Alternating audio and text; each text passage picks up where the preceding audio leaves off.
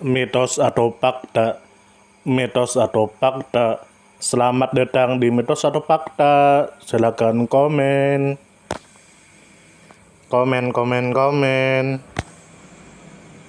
Komen, komen, komen. Mitos atau fakta? Kali ini kita akan membawakan sebuah cerita, yang mana silahkan Anda semua tebak apakah itu hanya mitos atau fakta yang pernah terjadi. Tentu kita semua tahu bahwa mitos itu adalah cerita yang dipercaya sebagai hasil imajinasi dan kebenarannya tidak dapat dibuktikan. Sedangkan fakta adalah suatu peristiwa atau keadaan yang benar-benar terjadi dan dapat dibuktikan. Fakta dapat diperoleh melalui pengamatan terhadap suatu objek atau peristiwa. Sekarang masuk ke video. Dikatakan bahwa pada masa lalu hidup seseorang yang bernama Judub. Dan Judub mempunyai seorang ibu yang bernama Ramlah binti Al-Waqiyah Al-Ghifariyah. Dia terkenal dengan nama Judub bin Junadah dengan sebutan Abu Zar Al-Ghifari. Dikatakan bahwa Abu Zar adalah seorang laki-laki orang Arab yang berkulit sawo matang. Berpostur tinggi kurus, rambut dan janggutnya putih. Dikatakan bahwa Abu Zar dilahirkan di suku Ghifar, sebuah suku yang terletak antara Mekah dan Madinah. Suku tersebut ini terkenal sebagai perampok. Mereka adalah begal bagi para musafir dan pedagang. Mereka merampas harta dengan paksa dan kekuatan. Dikatakan bahwa Abu Zar adalah salah seorang perampok. Bahkan ia menjadi perampok yang hebat. Terkadang ia membegal sendirian tanpa rombongan. Dia sergap orang-orang dengan kudanya mereka di kegelapan pagi atau bahkan tanpa tunggangan sekalipun. Seakan ia hewan buas yang menerkam. Ia lepaskan korbannya dalam kondisi hidup. Namun ia rampok apapun yang ia inginkan. Abu Zar adalah sosok yang lurus dan ia tidak mau menyembah berhala karena itu bertentangan dengan hati dan akalnya. Mendengar berita bahwa di Mekah ada orang yang mengaku sebagai nabi terakhir, maka Abu Zar sangat penasaran. Ia berharap orang itu benar-benar nabi sebagaimana harapannya selama ini, agar umat manusia terbebas dari kegelapan kesesatan paganisme. Abu Zar lantas menyuruh Anis bin Junadah untuk menelusuri berita tersebut. Sekembalinya ke lembah Wadan, adiknya itu mengatakan bahwa ia melihat seseorang yang menyeru kepada keluhuran akhlak dengan kata-kata indah melebihi segala syair. Namun orang-orang Quraisy menyebut laki-laki itu sebagai tukang sihir. Cerita Anis tidak menjawab pertanyaan Abu Zar, bahkan semakin membuatnya penasaran. Maka ia memutuskan untuk berangkat sendiri ke Mekah setelah menitipkan keluarganya kepada sang adik. Sesampainya di Mekah, Abu Zar menginap di rumah Ali bin Abu Thalib. Baik di dekat Ka'bah maupun di rumah itu, ia memperhatikan setiap pembicaraan, tetapi sampai 2 hari tidak juga mendapatkan informasi tentang sang nabi. Dikatakan bahwa dari Ibnu Abbas bahwa Abu Zar berkata yang artinya, "Aku adalah seorang yang berasal dari Ghifar. Lalu sampai kabar kepada kami bahwa ada seorang laki-laki di Mekah mengaku sebagai nabi. Aku berkata pada saudaraku, temuilah orang itu, lalu kabarkan padaku tentang dia. Saudaraku pun berangkat, kemudian ia kembali. Aku berkata, kabar apa yang kau bawa? Ia menjawab, demi Allah, aku melihat seseorang yang mengajak kepada kebaikan dan melarang kejahatan. Kabarmu itu tidak cukup memuaskanku. Kataku padanya, aku pun mengambil kantong dan tongkat. Kemudian berangkat ke Mekah, padahal aku tidak tahu orang yang mengaku nabi itu yang mana. Namun aku tidak mau bertanya yang mana orangnya. Aku minum air Zam-Zam dan tinggal di masjid. Lalu Ali bin Abu Thalib lewat menemuiku. Ia berkata, sepertinya kau ini orang asing. Ia jawabku, mari tinggal di rumahku, katanya. Aku pun pergi bersamanya. Dia tidak bertanya apapun padaku dan aku juga tak memberi tahunya tujuanku. Saat pagi tiba, aku pergi ke masjid untuk bertanya tentang orang yang mengaku nabi itu. Namun tak ada seorang pun yang memberi tahuku tentangnya. Aku bertemu lagi dengan Ali. Ia berkata, apakah kau sudah tahu mau tinggal di mana?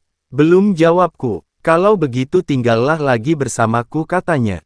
Ali bertanya, apa keperluanmu dan mengapa datang ke Mekah? Kukatakan padanya, jika kau rahasiakan akan aku beritahu. Aku akan merahasiakannya, jawabnya. Sampai kabar kepada kami bahwa di sini ada seorang yang mengaku sebagai nabi. Lalu aku utus saudaraku untuk berbicara dengannya.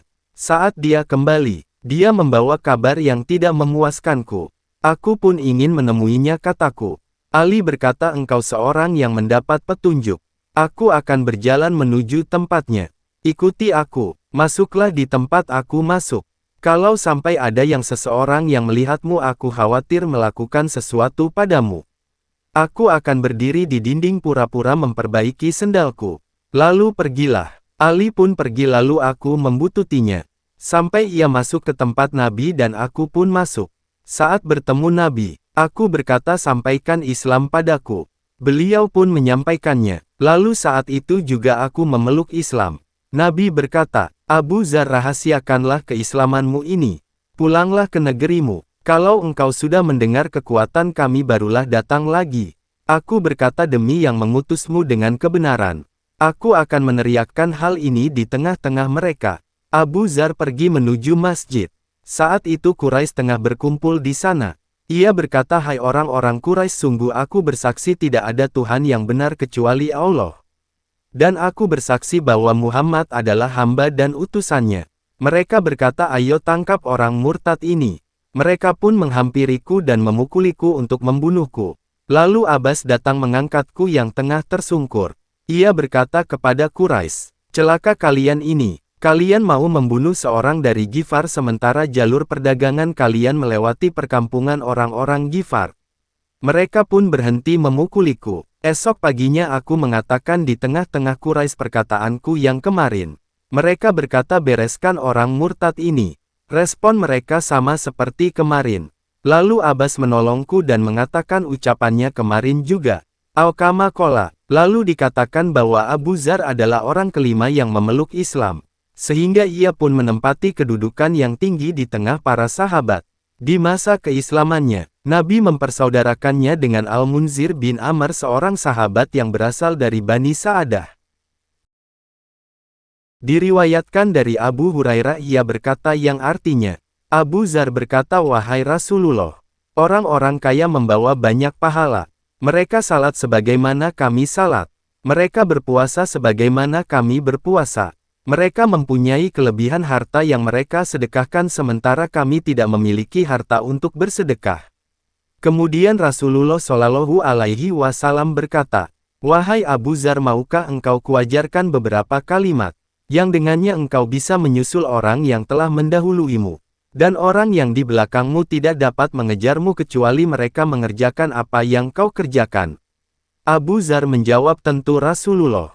Beliau bersabda, engkau bertakbir 33 kali setiap selesai salat, bertahmid 33 kali, bertasbih 33 kali, dan tutup dengan ucapan la ilaha illallahu wahdahu la syariikalahu. Lahul mulku wa lahul hamdu wa huwa ala kulli syai'in qadir. Niscaya dosa-dosanya akan diampuni walaupun sebanyak buih lautan. Hadis riwayat Imam Abu Daud. Al-Kama Kola. Dikatakan bahwa Abu Zar pernah berkata yang artinya bahwa cukup bagiku setiap hari dengan tegukan air dan nabis atau susu dan setiap pekannya 1 takaran gandum. Lalu Abu Zar berkata yang artinya, di zaman Rasulullah makananku hanyalah 1 sok kurma, dan aku tidak tertarik menambahnya hingga aku bertemu dengan Allah. Maksud bertemu dengan Allah adalah meninggal dunia. Rasulullah memuji Abu Zar yang artinya, tidaklah ada di atas bumi dan di bawah kolong langit ini seorang yang lebih jujur ucapannya dan lebih memenuhi janji dari Abu Zar. Ia mirip dengan Isa bin Maryam.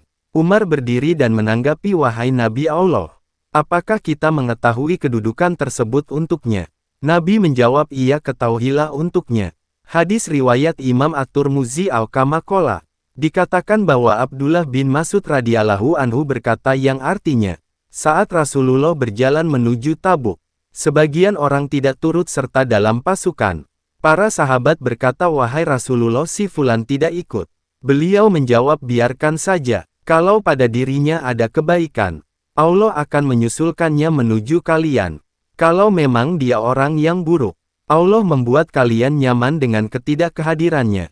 Lalu ada yang berkata, wahai Rasulullah, Abu Zar juga tidak ada di pasukan. Hewannya membuat ia terhambat. Beliau menjawab, biarkan dia. Kalau pada dirinya ada kebaikan, Allah akan menyusulkannya menuju kalian. Kalau memang dia orang yang buruk, Allah membuat kalian nyaman dengan ketidakkehadirannya. Saat itu Abu Dzar kesal. Ia mencela hewan tunggangannya. Saat si hewan semakin menghambatnya, ia ambil barang-barangnya dan ia pikul di pundaknya. Lalu berangkat jalan kaki mengikuti Rasulullah. Rasulullah berhenti di suatu tempat. Lalu ada seseorang yang melihat dan berkata, "Wahai Rasulullah, ada seseorang yang tengah berjalan." Rasulullah berkata, "Mudah-mudahan itu Abu Dzar." Setelah dia mati, para sahabat mengatakan, "Wahai Rasulullah, benar itu Abu Dzar." Rasulullah bersabda, "Semoga Allah merahmati Abu Dzar. Dia berjalan sendirian, wafat dalam kondisi sendirian, dan dibangkitkan sendirian." Al-Kama Qala, Abu Dzar berkata yang artinya, "Aku bertanya pada Rasulullah Shallallahu Alaihi Wasallam, apakah Anda melihat Tuhan Anda?" Nabi menjawab, "Yang kulihat hanyalah cahaya." Hadis riwayat Imam At-Tabrani. Al-Kama Qala, dikatakan bahwa Abu Dzar bertanya pada Rasulullah yang artinya, "Wahai Rasulullah, tidakkah Anda memberiku tugas?" Beliau menepuk pundakku dan berkata, "Abu Dzar, engkau seorang yang lemah, sementara jabatan itu amanah, dan hal itu di hari kiamat menjadi kehinaan dan penyesalan, kecuali bagi mereka yang mengambilnya dengan benar dan menunaikannya."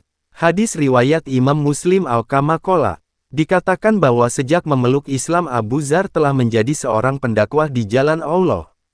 Ia mendakwahi ayah dan ibu dan keluarga dan sukunya, sampai semua anggota sukunya memeluk Islam. Rasulullah bersabda kepada Bani Ghifar yang artinya, kabilah Ghifar semoga mendapat ampunan Allah.